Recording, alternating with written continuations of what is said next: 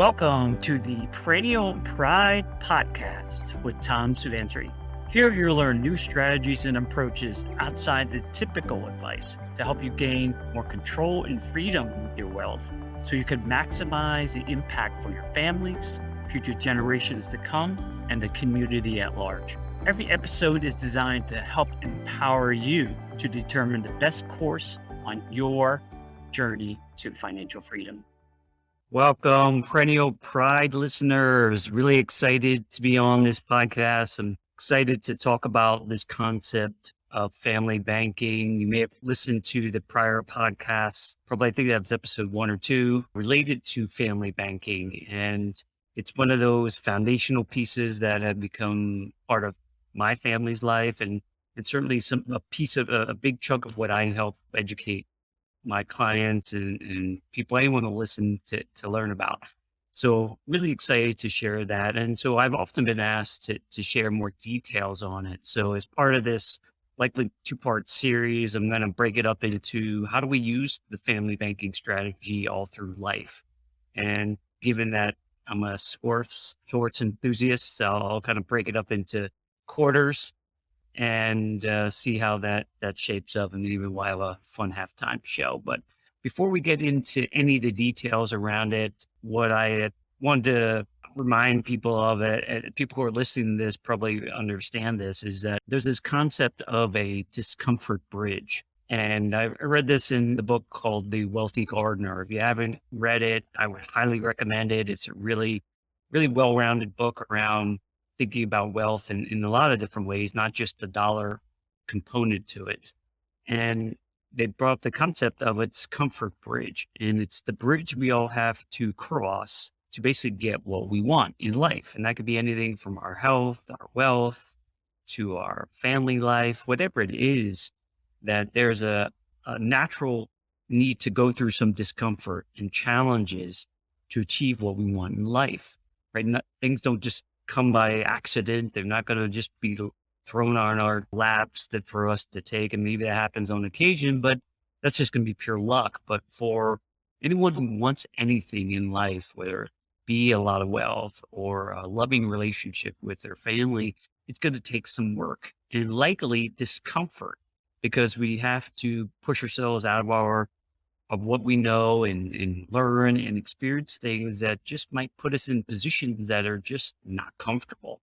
And we like comfort as humans, and I'm guilty of this too. We like to be comfortable sitting on the couch, binging whatever our favorite TV shows, and there's nothing wrong with that. However, if we want to achieve more in our lives, to become the best that we can be in our lives, it requires us to push ourselves, to take responsibility and go through some discomfort, and to get to that end game that we're looking to achieve in our lives, whatever that is for us. We all have to figure that out for ourselves.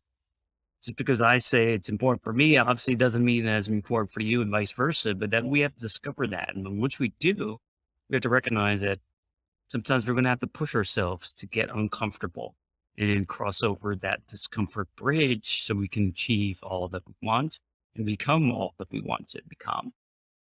And so for listeners who are on here now, you're going through some discomfort. You're using some time to get educated, learn more, and push yourselves into areas maybe you're not familiar with or comfortable with. And that's a credit to you and your desire and ambition to improve. So kudos to you, and hopefully it'll stay on for this. But I wanted to share that because I think we all go through that in our lives, and we got to push ourselves, and we just have to recognize that the impact that we want to make in this earth is going to come with some challenges, and it's going to push us to become better. And I think we'll all be better in the end for it if we do that.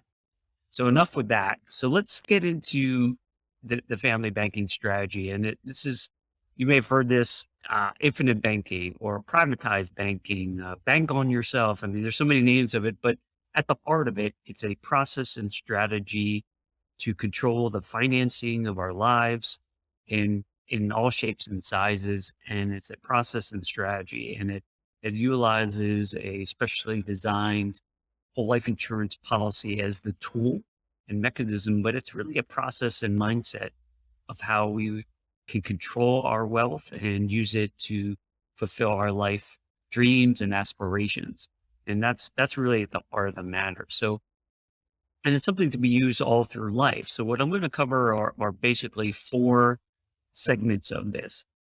Obviously, this is not going to apply to everyone. Not everyone is on the same age timetable of where they are in their lives, but I'm going to make some broad strokes around this from the beginning stages where we're, in the more protection sort of foundation building mode to the second period or quarter is the building up of assets and start utilizing them and then shift into where we're probably in the later stages of our careers and businesses that we're starting to really heavily utilize our family banking environment for investments and to grow our wealth. And then the last phase of it, which and for those who are seeking retirement a little bit, or at least downshifting in their lives, more of the income and legacy sort of aspect of leveraging the family banking strategy. And that's what we'll go into next, the last as part of this. So we'll probably break it up into the first and second quarters and then migrate into a separate podcast on the back half, the second half of our lives and how does family banking play a role. And just like anything else, family banking and its tool itself is not all that you do. It's a foundational piece of what could be a part of your financial life, but it also needs to interact with the rest of your assets and work cohesively in coordination. So let's start with, and again, these are arbitrary in some sense numbers, but say from under 25 years old. Obviously, when we're thinking about life insurance, most people are not thinking about it at a young age, but for those who have adopted some of these sort of approaches and their families, like the Rockefellers, have used this for generations, you can start a lot of these strategies from the day someone is born. And we'll talk probably a little bit more about that on the other end when we're in retirement and legacy planning. But I think for most cases, most people, they're not starting up and thinking about this kind of stuff early on. Obviously, for kids who are in their school age, years are not even working. They're just trying to go through school and get educated and maybe go to college and start their career. So we're thinking people under the age of 25. And what I would offer as a suggestion or way of thinking about this is that, yes, when we're young, our likelihood of passing and dying early is small, right? The vast majority of people. But the reality is when we're thinking about our future and our life and our wealth building, our number one asset is ourselves, our ability to create, to innovate, to work, to produce something and create value, which subsequently provides us wealth. And so why not protect it all from the beginning? And that's a really tough one for people to get their heads around because of the way we've been taught around insurance and protection. And so people think there's no need for it, but think about it from someone who's born. When is it the cheapest and when they're likely going to be the healthiest? It's when you're born and young. And so if people can start thinking that way, you can really put in place something that will last someone's entire life and potentially, and then generations to come. But I recognize that's not reality for most people. But so as people are getting out of school or in college, starting up careers, this is probably the time people are just thinking about getting some basic insurance. And most people are getting term insurance that could be convertible to something more permanent down the line as income levels increase and they progress in their lives, which will go into the next chapter or period of people's lives, quarter of people's lives. And so they're building up protections on themselves, protecting their health, their future insurability through term insurance, and if possible, saving at least a little bit of money in something more permanent and getting something started. If their parents could do it for them, grandparents, or even themselves, once they start getting going in their careers and building up some money as a savings tool, because what a lot of this is a very long run strategy that the earlier you started, obviously, the more benefit you can get out of it during life, but it's just getting started is typically the hardest part. So the earlier that can happen either through the help of a parent or grandparent, or the individual as they're starting to build up some income to use money to store it away. In this environment, a family banking strategy, this is a great place to store it that could be used down the line here. And so that's really at its core, because this is the starting foundation piece. And this family banking strategy is very long run and even for future generations. So if you can think that way, obviously getting it earlier is better, but the second best time is just now. And so it's really imperative for people to start taking action. And so on top of just building the family banking sort of structure and ability to potentially get more permanent insurance down the line, it's also a great time for people to start just becoming financially educated and building up that financial IQ. Unfortunately, when we're seeing what we see in school, and I'm not saying schools are designed for this, but they're not really helping people, educating children around it, how to be financially smart. And so this is a great time for kids as they start getting older. And I've been doing this a little bit more with my teenage sons, is just exposing them different approaches around personal finances. Because the family banking strategy, yes, it's a great place to store wealth, building a safe house of wealth that could be used for investments down the line, but also protects the number one asset, which is us. But it's only one piece of the puzzle, and it needs to complement what you're doing from an investment perspective and the ability to create income. So this is a great time to start learning about those things. And there's tons of resources around this for people to use. And one of my favorite books around this is The Richest Man in Babylon, very short book, but goes through some basics around how to think about finances and really suitable for kids. And, there's a few others like Rich Dad Poor Dad, and, even The Millionaire Next Door has some benefits to it. So, there's tons of other resources, but getting financially educated before you invest or do anything, it would be really something that I think would benefit our youth really for the long run and give them a strong foundation when they're ready to start really investing heavily. So that's really the heart of, I think, the first stage, which is probably, I would consider the protection and sort of foundation stage, and building that up from a financial IQ and protecting assets, your number one asset, and creating some protections that could be used down the line to turn into something more permanent as an asset. Now, as we shift gears now, if we think about it, as someone starts getting into the 20s or 30s, and so I'm saying between the ages maybe 25 and 40 years old, where the world of adulting happens, and kids are finally sort of getting into careers or starting businesses and maturing, getting new experiences, potentially getting married, having children, and even contemplating buying a home. And so these are all sort of life-changing adult sort of things that people coming from their 20s are now getting into. And there's a lot of other challenges and things to consider. And especially when people are starting to build families and protect. And this is where the foundational pieces of the initial quarter or phase really come into play, because if you've done the hard work to protect, you've got the foundation built to leverage as you start earning more income and maturing and getting into other bigger things in life. And so as people are thinking about a few things, right? Getting married and maybe having children.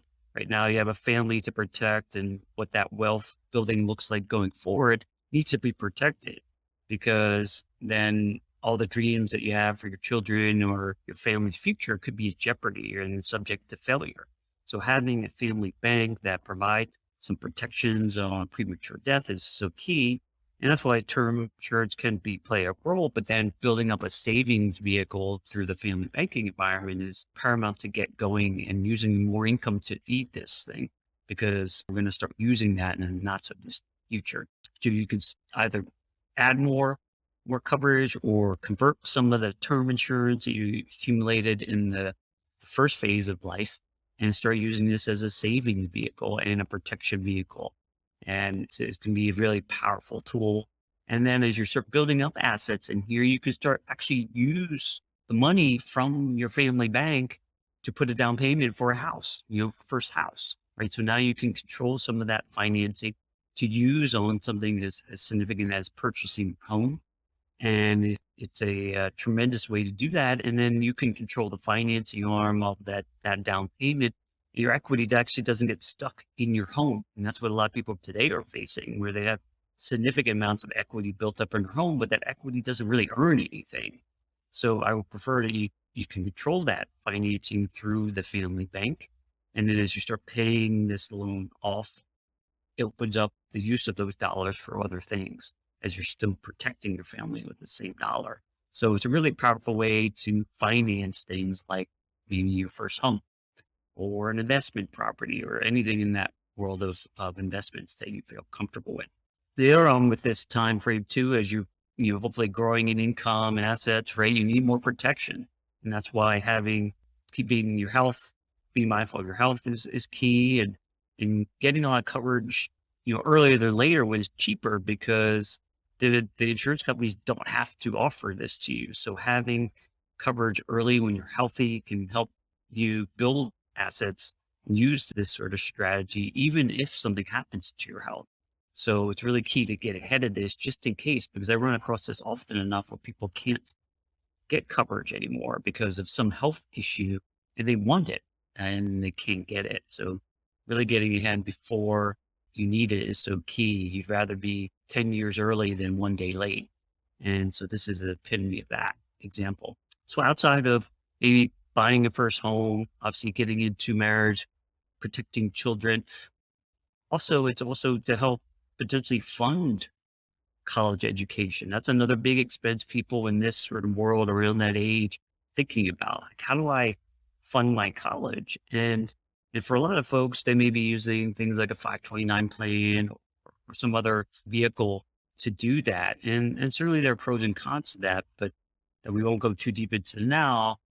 But what we want to ensure is the money that you are saving and using for things like this, we can use them for as long as possible in your lifetime.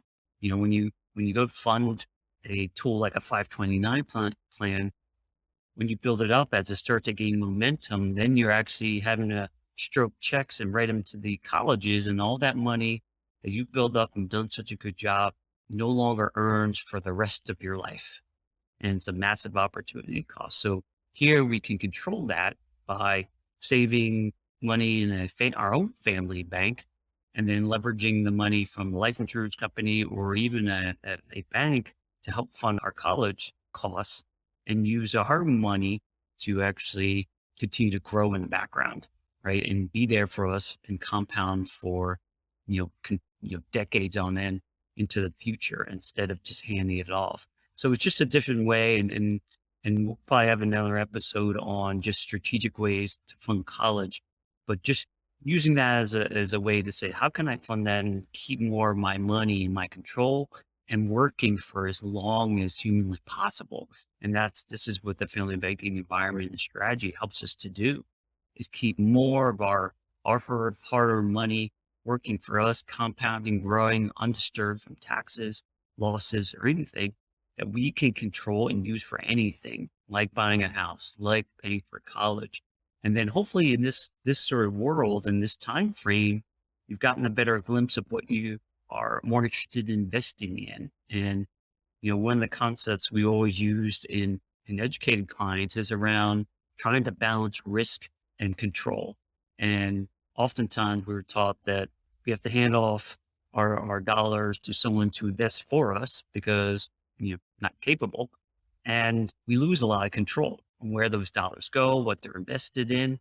And frankly, to me, that actually increases the risk of your dollars, like increases the risk of loss. So getting comfortable in areas that you feel that you want to invest in, whether it's your business, invest in real estate, things that you have a little bit more ownership and control over, that will likely not only increase returns, but also mitigate some risk because you have more control over it. So once you know more about what you're investing in, you naturally will gravitate to things that you have a better sense of what it will do. And you can dictate hopefully the direction of it more than some of these other financial tools. Not to say you don't do those, but to minimize, its percentage in your portfolio is probably very wise so that you can keep less of the risk less, experience less risk, but still be able to obtain good returns on your investments because of your input and knowledge and direction. So in this world, again, this is the building up, and that's why in having as your income grows, that we're feeding this sort of safe house of wealth in the family bank environment, and we're continuing to build that in this sort of quarter of our lives, and it's starting to gain momentum. Right, it takes a little while. That is definitely for sure. But if you're doing this right and capitalizing your family bank, it's going to start gaining momentum in this. And certainly by this stage, every dollar you're putting into it is showing up as a dollar that's usable for you and more to do those things like purchase houses or fund college or invest in things that you want to invest in. So those dollars, you're just taking $1 from one pocket and putting it in the other, and that second pocket's actually growing more with no chance of loss, and or had come with a whole host of guarantees and protections along with it. So it's really a tremendous tool to start using that family bank, but it just requires that capitalization. And this is where we're going to start seeing some of the efficiencies with it. We did the hard work at the beginning stages. It's going to start getting better every year you own this. And we'll see a lot of that towards the back half of our journey here with the family banking environment, where it becomes a super efficient tool. But this is that building stage of it. And you start learning how to use it. And some people are not comfortable with borrowing against it. You're not using the asset, you're actually borrowing against it and using the life insurance company's money or a bank's money to do things, and you're using your money in life insurance as collateral. And so that's why it can continue to grow undisturbed, because you're actually not using it. You're just using it as collateral, letting it's doing its job in the background with immune from losses and taxes while protecting your family, and then deploying another financial institution's money to finance life and investments. And so that's really the heart of what the family banking strategy provides for people. And it can be a hugely powerful tool if understood. So that's really in a nutshell, kind of the two starting quarters of our lives, the kind of under 25, as well as between say 25 and 40 years old. So that range as we're getting into careers and businesses and such. But this can be a hugely powerful tool, a tool that serves multiple purposes and has your dollar working in multiple spots at the same time. That's really the beauty of it. And it's control and use of our dollars when we want. Unfortunately, what we are taught is to put money aside and let it accumulate on the side, and maybe someday we'll get to use it. Using this as a basis to store wealth, protect our families from unforeseen things like death and disability, and then be able to leverage those dollars as a second turn for investment or to finance aspects of our lives, really allows our dollars to work that much harder for us and reduces some of the losses that we're going to experience from interest and taxes that we may experience along the way. And so we can keep more of our dollars in our control. That's really the heart of it, is to have that control, freedom. For those who want it, this can be a very powerful strategy. So in the next episode with this, we'll go into the sort of the second half of this, that, we'll have some halftime show to celebrate me meeting the halfway point. But second half gets into, now we're in a growth mode here. We're building up our assets, we're building up investments. Our bank is really humming along very efficiently and using that growth period, and then migrating into, for those who are looking for the change of pace and moving into something that resembles retirement or shifting gears into a new area of life or for business or work, can use those dollars in our family bank to create income for us, as well as a very efficient tool to create legacies down the line for our families or things that matter to us, like charities or causes. So look forward to sharing more about that in the next episode. And thanks for joining us on this one. We'll be here on the next episode of the Perennial Pride Podcast. Thank you for being with us here today on the Perennial Pride podcast. It's an honor to be a small part of your journey to financial freedom. If you gained new insight on today's episode, please follow us on your favorite podcast app, such as Apple or Spotify, and follow us on our YouTube and Facebook pages. Also, we always love feedback on helping to improve what we're doing here, so please provide in comments and questions so we can make this podcast even more helpful for you.